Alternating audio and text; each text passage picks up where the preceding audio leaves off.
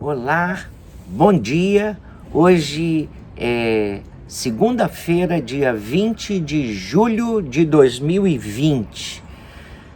Quando eu era garoto, no subúrbio do Rio, nas noites, nós gostávamos de brincar de piques na rua.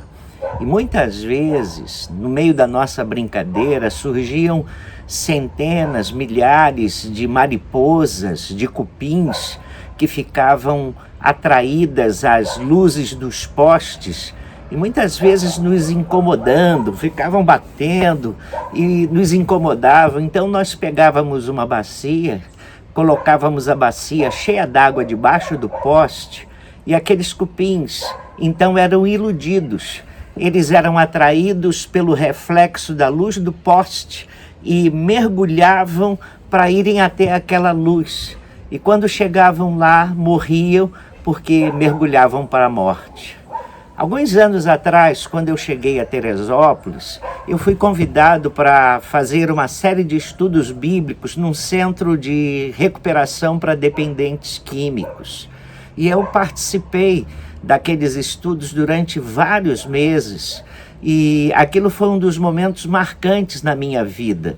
Eu encontrei lá jovens bem tenros, eu encontrei lá pais de famílias, encontrei lá adultos muito encrencados, encontrei lá casais, encontrei lá até um gerente de banco, todos eles tentando romper um vínculo com um maldito vício. O que mais me impressionou foi o número de jovens filhos e vindos de famílias evangélicas. Era fácil constatar que eles vinham de famílias assim, sabe por quê?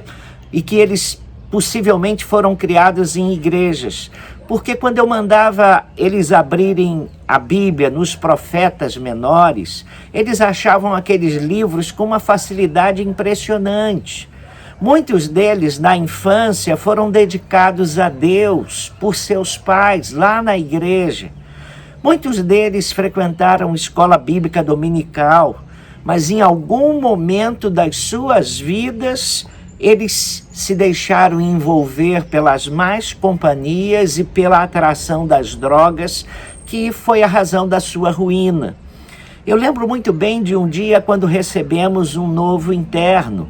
Ele devia ter entre 19 e 21 anos. Era um garoto bem apessoado, educado, atento, ágil no manejar da Bíblia. Parecia um anjo.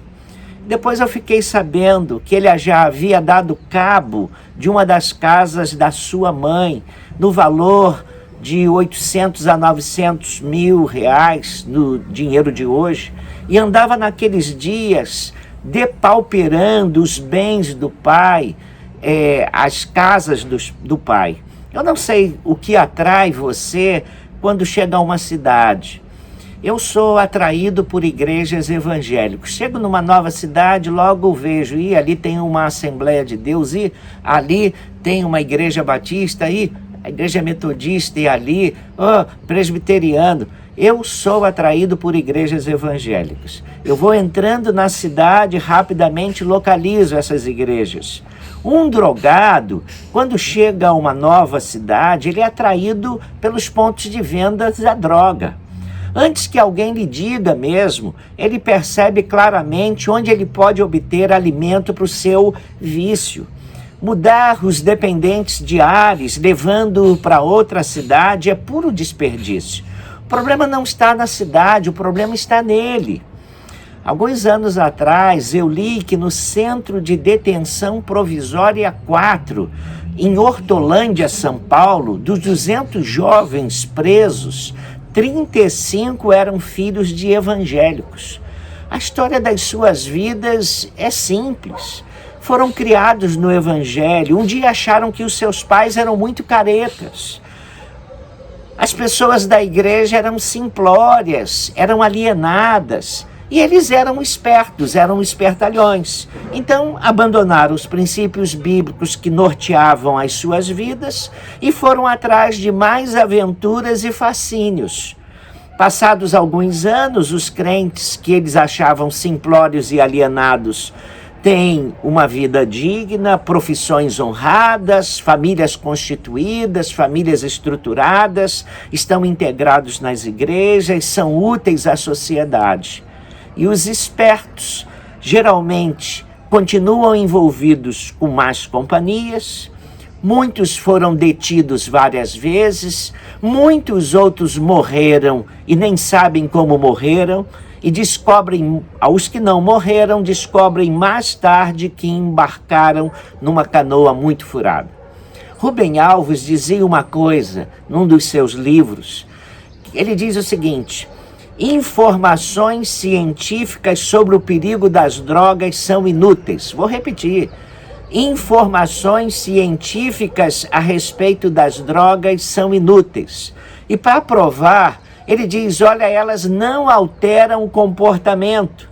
Se fosse assim, nenhum médico fumaria.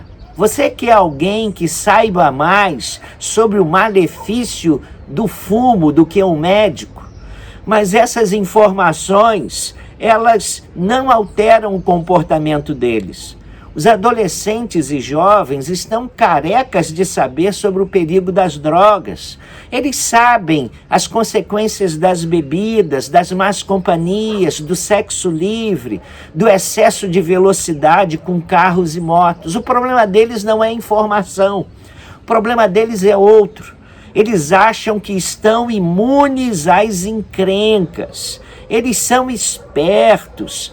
Elas nunca baterão a sua porta, nada de mal vai acontecer com eles. Acontece com outros, com eles não. E aí, tudo isso me faz lembrar aquelas mariposas à volta dos postes, à volta da lâmpada, atraída por uma bacia d'água. É exatamente isso que esses nossos filhos são atraídos. Ficam atraídos pelo lusco-fusco do mundo. Geralmente, irmãos, morriam por causa e morrem por causa de uma atração brilhante. É assim o mundo. Ele nos parece tão atraente, tudo parece ter tanto brilho, tudo parece ser tão festivo, tão bom, tão melhor do que a nossa vida. As pessoas se mostram tão radiantes, mas quando nós mergulhamos em direção ao que essas pessoas estão fazendo, como elas vivem, nós vamos ao encontro da morte. Se você foi criado no Evangelho, não troque os valores do Evangelho pelos brilhos do mundo. Não basta ser criado no Evangelho, é preciso ter o Evangelho no coração. Também, você sabe, não basta ter pais crentes, não basta ter pais piedosos, não basta ter pais fiéis a Deus e pais que oram por você. É muito bom ter pai que ora pela gente, mas isso não é suficiente. Deus não tem netos, você sabe disso. Deus só tem filhos. Você precisa ter uma experiência pessoal com Deus. O escritor de Provérbios já nos lembrava assim: o caminho dos ímpios é como a escuridão, nem sabem onde tropeçam. Mas a vereda dos justos é como a luz da aurora, que vai brilhando mais e mais até ser dia perfeito. Que Deus nos abençoe, que Deus abençoe as famílias que estão sofrendo, vítimas do flagelo das drogas e da dependência química. O Evangelho é o poder de Deus para libertar essas pessoas. O Evangelho é capaz de tirar uma pessoa das drogas, mas é sempre muito difícil. Por isso, não entre, não experimente, não seja atraído por qualquer tipo de amizades que queiram fazer você experimentar aquilo que vai lhe levar para o buraco. E que Deus nos abençoe e nos dê uma semana feliz e guardada por Ele. Vamos orar? Ó Pai, Nós te louvamos, porque quando o Evangelho entra no nosso coração, ele nos basta. Ele é suficiente, nós não precisamos de mais nada para que a nossa vida seja uma vida cheia da tua graça, uma vida alegre, uma vida cheia de bênçãos. Nós sabemos quem nos acompanha, sabemos o Deus forte, poderoso, acessível que está ao nosso lado. E mesmo quando enfrentamos circunstâncias difíceis, nós temos o Senhor conosco e isso faz diferença. Nós oramos agora pelas famílias que estão enfrentando a dor de terem um de seus membros envolvidos com dependência química. Pedimos a tua graça sobre esses pais, sobre esses irmãos, sobre esses filhos, que eles sejam ajudados, que eles sejam abençoados e orientados pelo Senhor. Pedimos a Deus que a tua graça se compadeça daqueles que foram enlaçados pelo diabo nessa artimanha de que droga é bom. Ó Deus, tem misericórdia, ajuda-os a se libertarem. O Senhor tem suficiente poder para isso e por isso nós clamamos.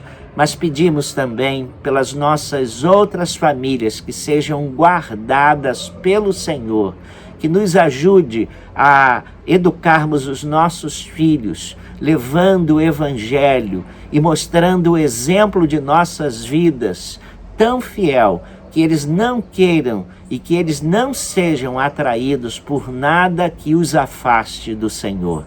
Pedimos a tua bênção para essa semana, em nome de Jesus. Amém.